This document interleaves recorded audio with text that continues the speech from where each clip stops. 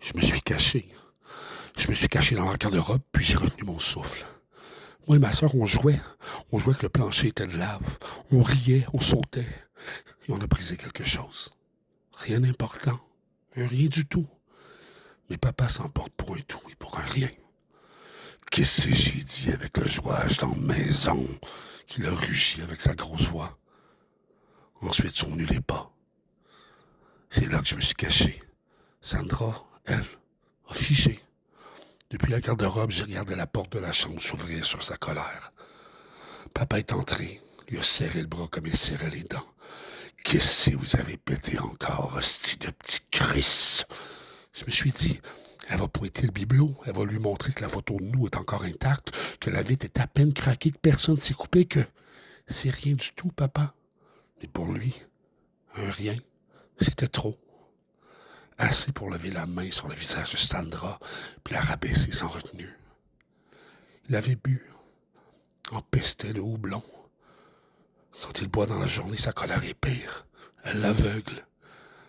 J'ai observé, une fois de plus, le spectacle dans la terreur. J'ai dû me taire pour ne pas, moi aussi, écouter. Il a enchaîné les gifles et les sermons d'un élan. Il l'a grippé, fait valser comme une poupée chiffon sur ses genoux. Il a baissé son pantalon. Je vais t'apprendre à être sage, moi, Chris. J'ai entendu sa main claquer la peau d'une de Sandra. Claquer fort. J'ai vu son visage se crisper sous la douleur.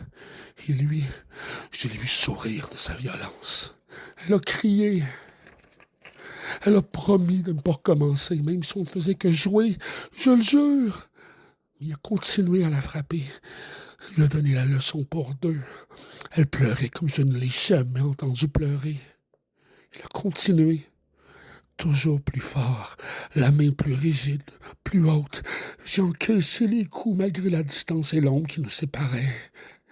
Quelque chose de nouveau a grandi en moi, a bouillonné. La rage.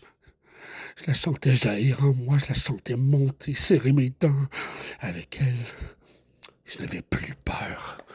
Je suis sorti de ma cachette en lui plongeant dessus les poings en marteau. C'est là que j'ai grandi.